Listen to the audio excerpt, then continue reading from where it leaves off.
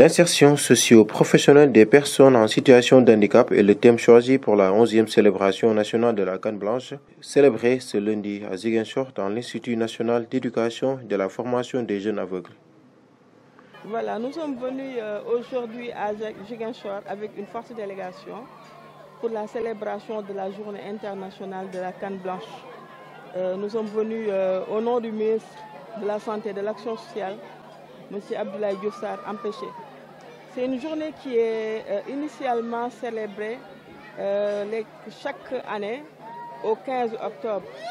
Mais cette année, du fait de la pandémie à Covid-19, nous avons voulu décaler la journée et c'est aujourd'hui que ça s'organise à Ziguinchor pour une sensibilisation, une meilleure prise en charge de la problématique des personnes malvoyants et des déficients, des aveugles d'une manière générale. Voilà, donc c'est une journée où les personnes malvoyantes ou d'une manière générale aveugles prennent le temps de communiquer entre eux, mais également de communiquer aux autorités l'ensemble de faire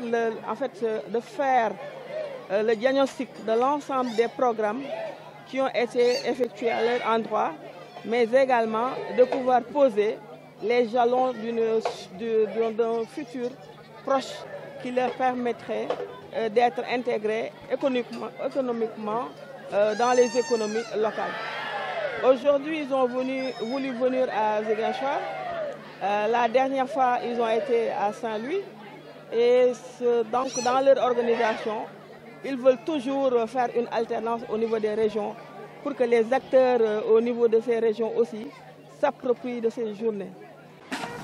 Une journée très riche en ambiance, avec les rythmes et danses de la Casamance qui ont accompagné tout au long de la cérémonie.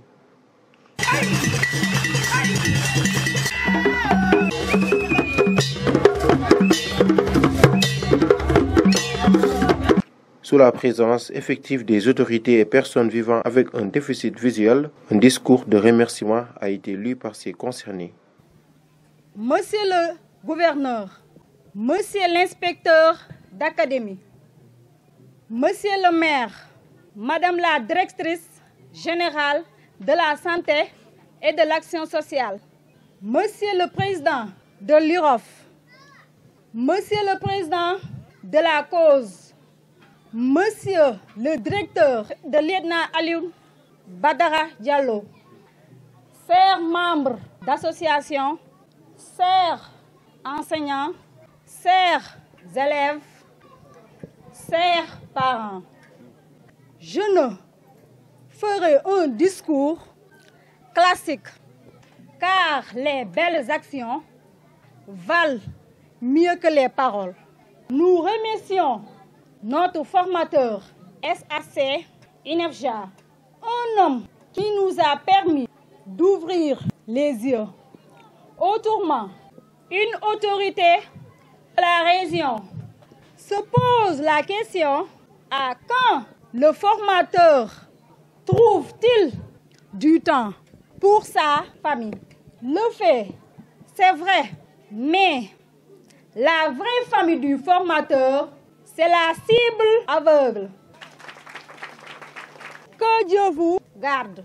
Remercions les autorités et mention spéciale à l'inspecteur d'académie. Le président qui habite presque dans ce centre. Le président de la cause, sans oublier le gouverneur, qui a fait le déplacement. Honneur à tous les équipes pédagogiques. Qui nous ont assistés en inclusion dans leur classe. Notre problème actuel, le transport, nous voulons un minibus pour le transport. Notre problème, c'est le logement. Que la fête soit belle. Dans un monde où les hommes échangent à travers des signes conventionnels, la canne blanche représente un instrument de communication. Elle a une couleur blanche. Cela symbolise que celui qui a cette canne, il a des problèmes de cécité et des problèmes de surdité. C'est pourquoi on a mis la bande rouge. Quand maintenant c'est l'aveugle il a carrément une canne blanche comme ça. C'est la différence. Mais la canne, en dehors de son aspect mobilité-orientation, qui permet de détecter des obstacles, cette canne communique avec la population. Quand l'aveugle le fait comme ça, il peut demander des lettres. Quand l'aveugle le fait comme ça, au niveau de la poitrine, verticale comme ça, il est fâché. Ok? Maintenant, quand il est en droit comme ça, il veut traverser. Comme tout secteur, des doléances n'ont pas manqué à se manifester. Ces plaidoyers qui seront remontés au niveau de l'action sociale, selon les dits de la directrice générale. Donc aujourd'hui, nous avons pu écouter les doléances qui ont été posées par le président de la cause, notamment M. Abdou Kogne Diop. Vraiment que nous félicitons et que nous remercions parce qu'il ne cesse de s'enquérir de la situation des personnes handicapées, notamment des personnes aveugles, mais il ne cesse également de voir comment promouvoir, mais également comment les appuyer pour une meilleure insertion socio-économique. Donc nous le remercions. Aujourd'hui, si nous sommes là aussi, c'est grâce à lui. Nous remercions également le comité technique. Mais les doléances qui nous ont été ressorties par l'ensemble des acteurs, notamment des acteurs de la cause, la convergence des aveugles pour l'unité et la solidarité et l'entraide, c'est vraiment un bus pour l'école INEFJA de Ziguinchor. Ils nous ont également parlé de l'éducation inclusive. Vous savez que ça, c'est un programme du ministère de l'Éducation nationale. Et même avant-hier, je parlais avec le ministère de l'Éducation nationale pour qu'on puisse avoir plus de partenariats par rapport à nos cibles qui sont des personnes handicapées, mais également avec les écoles qui sont mises en place par rapport à l'éducation inclusive. Nous avons également recueilli une doléance par rapport à l'insertion économique.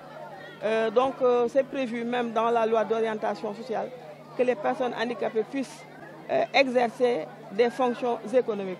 C'est pourquoi au niveau de la Direction générale de l'action sociale, depuis 2012, nous avons pu réaliser pas mal de projets pour vraiment leur prise en compte dans l'économie nationale. Et à peu près, je peux dire que nous avons investi pour l'ensemble des cibles 2,7 milliards pour leur insertion socio-économique. Ce sont des projets économiques qui sont menés dans toute l'étendue du territoire national. Il y a également le problème de recrutement au niveau des diplômés, des jeunes aveugles qui sortent des écoles et qui veulent être intégrés.